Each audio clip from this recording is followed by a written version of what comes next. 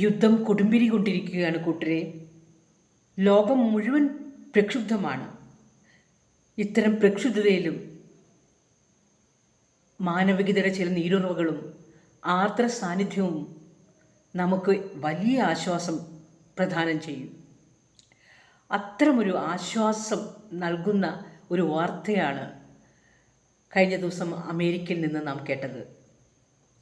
American ഭീകരവിരുദ്ധ ഏജൻസിയായ NCTC director ജോ Kent രാജിവെച്ചിരിക്കുന്നു എന്നൊരു വാർത്ത. ഇറാൻ യുദ്ധത്തോടുള്ള അദ്ദേഹത്തിൻ്റെ വിയോജിപ്പാണ് രാജിയുടെ കാര്യമെന്ന് അദ്ദേഹം വ്യക്തമാക്കുകയും ചെയ്തു. ഇറാൻ അമേരിക്കയ്ക്ക് പെട്ടെന്നുള്ളൊരു ഭീഷണിയൊന്നും ഉയർത്തുന്നില്ലെന്നും അദ്ദേഹം തൻ്റെ രാജിക്കത്തിൽ വ്യക്തമാക്കി.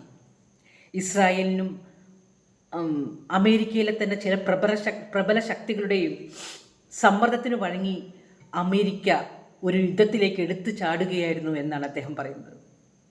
മനസാക്ഷിയെ സാക്ഷിയാക്കി തനിക്ക് യുദ്ധത്തെ പിന്തുണയ്ക്കാൻ കഴിയില്ല എന്ന് അദ്ദേഹം രാജിക്കത്തിൽ പറയുന്നുണ്ട്. മുൻപ് സൈനികൻ കൂടിയായ അദ്ദേഹം അമേരിക്കൻ ജനതയ്ക്കൊരു പ്രയോജനമില്ലാത്ത യുദ്ധത്തിന് അടുത്ത തലമുറയെ വിട്ടുകൊടുക്കാൻ കഴിയില്ലെന്നും കൂട്ടിച്ചേർത്തു. ട്രംപ് ഭരണകൂടത്തിൽ നിന്ന് രാജിവെക്കുന്ന ഇറാൻ യുദ്ധത്തിൻ്റെ പേരിൽ രാജിവെക്കുന്ന ഏറ്റവും ഉയർന്ന ഉദ്യോഗസ്ഥനാണ് ജോ കെൻറ്റ്. മാത്രമല്ല, ട്രംപ് തൻ്റെ തെരഞ്ഞെടുപ്പ് പ്രചരണ സമയത്തൊക്കെ തൻ്റെ മാനിഫെസ്റ്റോയിൽ അനാവശ്യ യുദ്ധങ്ങളിൽ നിന്ന് അമേരിക്കയെ പിന്നോട്ട് വലിക്കും എന്ന് വാഗ്ദാനം ചെയ്തിട്ടുണ്ടായിരുന്നു. ആ വാഗ്ദാനത്തിൻ്റെ നഗ്നമായ ലംഘനമാണ് ഇതെന്ന് അദ്ദേഹം പറഞ്ഞു.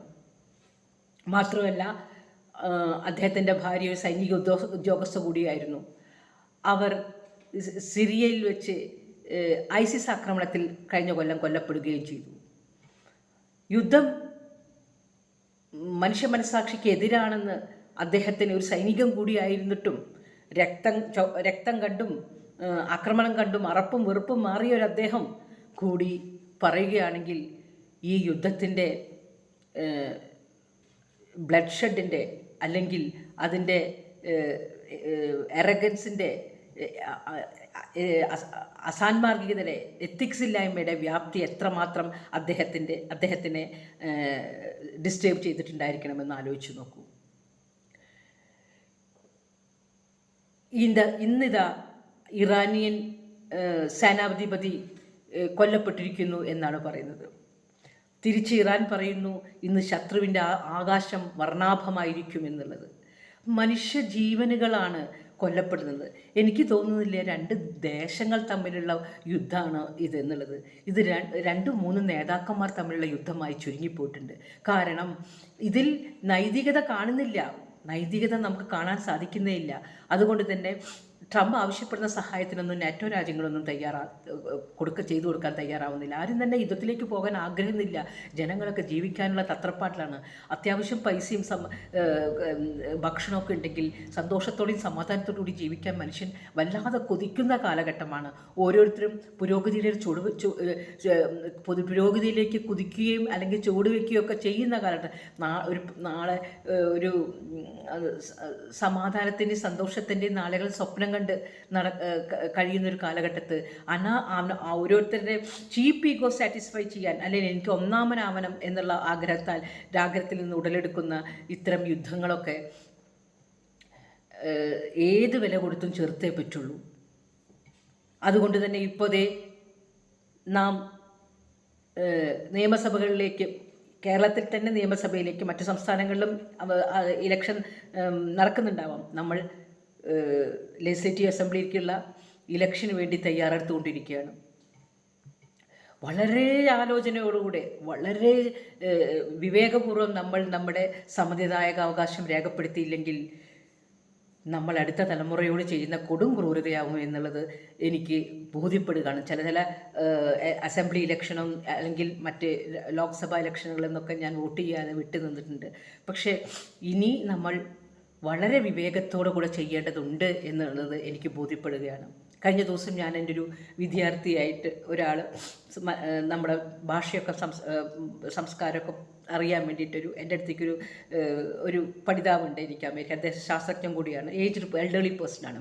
അദ്ദേഹം ചോദിച്ചു ഞാൻ എന്നും അപ്പോൾ എന്താ വൈകി എന്ന് ചോദിച്ചു. ഞാൻ അമ്പലത്തിൽ പോകുമെന്നും എന്ന് പറഞ്ഞു. അപ്പോൾ എന്തിനാ നിഷ അമ്പലത്തിലേക്ക് എന്നും പോകുന്നത്, ആഴ്ചയിൽ ഒരു ദിവസമൊക്കെ പോയാൽ പോരെ എന്ന് പറഞ്ഞപ്പോൾ ഇല്ല, എനിക്ക് ഒരു ദിവസം ജീവിക്കാനുള്ള ഊർജ്ജം, തിരക്കുള്ള അമ്പലങ്ങളിലൊന്നും ഞാൻ പോവില്ല, വളരെ ശാന്തമായ അമ്പലങ്ങളിലേക്കേ പോകുള്ളൂ.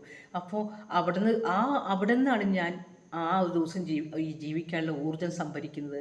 Because I live in a society where justice is bought. നീതി പണം കൊടുത്ത് വാങ്ങുന്നൊരു സമൂഹത്തിലാണ് ഞാൻ ജീവിക്കുന്നത്.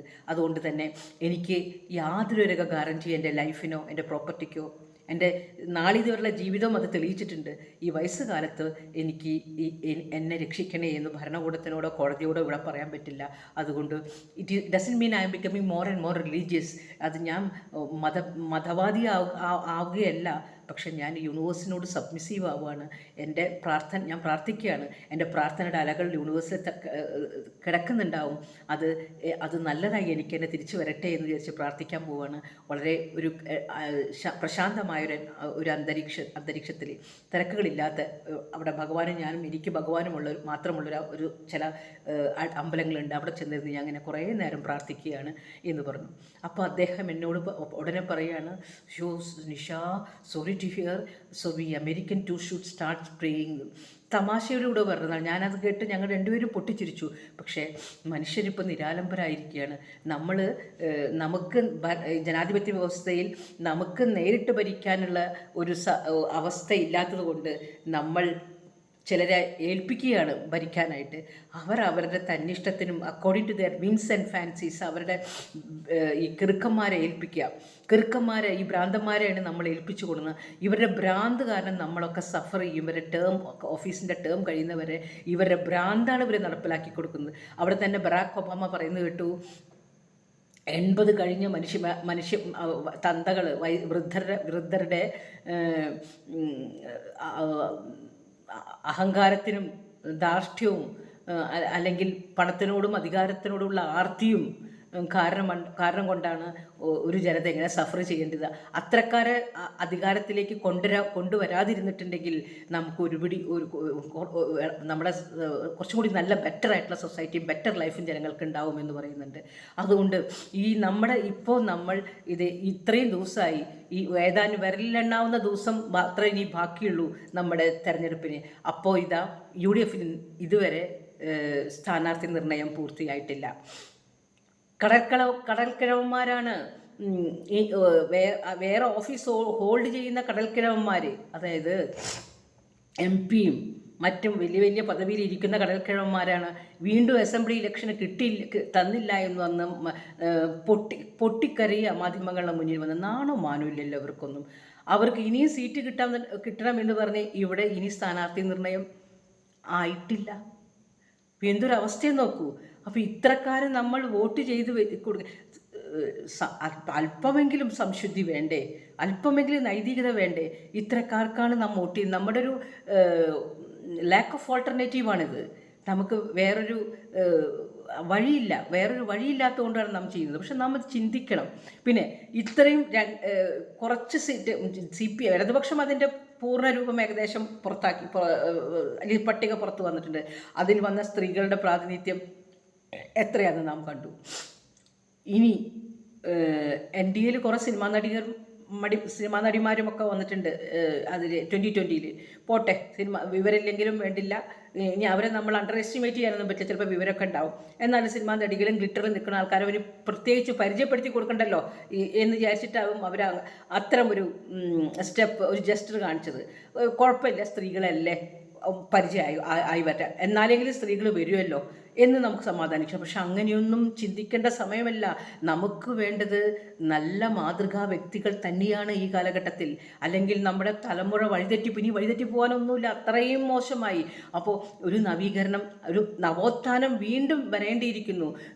നമ്മുടെ സമ്മതിദായക അവകാശം കൃത്യമായി ചെയ്തില്ലെങ്കിൽ ട്രംപിനെ പോലത്തെ കൃക്കന്മാർ വരും. 80 വയസ്സ് കഴിഞ്ഞ് നമ്മുടെ മൂന്ന് ടേം മുഖ്യമന്ത്രിയായിരിക്കണം എന്ന പിണറായി വിജയൻ്റെ ആഗ്രഹം സബലീകരിക്കാനാണ്, ചരിത്രത്തിലേക്ക് അദ്ദേഹത്തിന് നടക്കണം എന്ന് പറഞ്ഞിട്ടാണ് ഈ മൂന്നാമത്തെ ടെനറും അദ്ദേഹത്തിന് നടക്കുന്നു. പാവം തോന്നും. അദ്ദേഹം നല്ല അഡ്മിനിസ്ട്രേറ്ററൊക്കെ തന്നെയാണ്, നല്ല കഴിവുള്ളതാണ്, എനിക്ക് അദ്ദേഹത്തിനോട് വിയോജിപ്പൊന്നുമില്ല. പക്ഷേ ഇത്രയും വൃദ്ധനായ ഒരു മനുഷ്യനെ ഭാര്യ ഒപ്പം നടക്കുകയാണ് ഓരോ സ്റ്റെപ്പ് എടുക്കുമ്പോഴും. അത്തരം ഒരു മനുഷ്യനെ എന്തിന് കേരള ജനതയ്ക്കൊരു മുഖ്യമന്ത്രിയായിട്ട് കിട്ടിയത്? അദ്ദേഹത്തിൻ്റെ ചികിത്സാ ചെലവ് തന്നെ എത്ര കണ്ടായിരിക്കും? ഇവിടെ ചെറുപ്പക്കാരല്ലേ ഭരിക്കേണ്ടതിനി. കാരണം സെനയിലായിട്ടുള്ള ആൾക്കാർ ഭരിച്ചിട്ട് അവരെ ഉപദേഷ്ടാക്കളായിട്ട് നിർത്തുക, അവരോട് ഉപദേശങ്ങൾ സ്വീകരിക്കുക, അവർ ചെറുപ്പക്കാരെ ഗൈഡ് ചെയ്ത് കൊണ്ടുവരില്ലേ വേണ്ടത്? വിവേകപൂർവ്വം നമ്മൾ നമ്മുടെ സമ്മതിദായക അവകാശം ചെയ്തില്ല എന്നുണ്ടെങ്കിൽ, അല്ലെങ്കിൽ സമാന്തരമായിട്ട് എന്തെങ്കിലും ചെയ്യണം. അടുത്ത ഇലക്ഷൻ ആകുമ്പോഴേക്കും ചില പാരാമീറ്റേഴ്സ് ചൂണ്ടിക്കാണിച്ച് നാം കോടതിയിൽ പോയേ പറ്റൂ. MP ആയിരിക്കുന്ന ആൾക്കാർക്ക് വീണ്ടും ആ ഒഴിവിലേക്ക് വീണ്ടും ഒരു തെരഞ്ഞെടുപ്പ് നടത്തണമെങ്കിൽ പൊതുജനത്തിൻ്റെ കാശ് മുടക്കി ഒരു തെരഞ്ഞെടുപ്പ് നടത്താൻ ഇനി പറ്റില്ല എന്ന് പറയും. അതുകൊണ്ട് തന്നെ ഒരു ഓഫീസ് ഹോൾഡ് ചെയ്യുന്നവർക്ക് വേറെ ഇലക്ഷൻ നിർത്താൻ പാടില്ല എന്ന് തന്നെ നാം നിർബന്ധമായി പറയേണ്ടിയിരിക്കുന്നു. കഴിഞ്ഞ പ്രാവശ്യം ശൈലജ ടീച്ചറെയൊക്കെ നിർത്തി. അവർ തോറ്റത് കൊണ്ട് നമ്മൾ രക്ഷപ്പെട്ടു, അല്ലെങ്കിൽ വീണ്ടും ഒരു തെരഞ്ഞെടുപ്പ് നമുക്ക് സങ്കല്പിക്കാൻ സാധിക്കും. നമ്മുടെ ഖജനാവൊന്നും അത്ര മെച്ചപ്പെട്ടതല്ല. അതുകൊണ്ട് ചില കാര്യങ്ങൾ നമ്മൾ മനസ്സിൽ കരുതി അടുത്ത ഇലക്ഷൻ വരുമ്പോഴേക്കും നമ്മൾക്ക് ഒരു പൊതു താല്പര്യ ഹർജി കോടതിയിൽ സമർപ്പിക്കേണ്ടതാണ്. നന്ദി, നമസ്കാരം.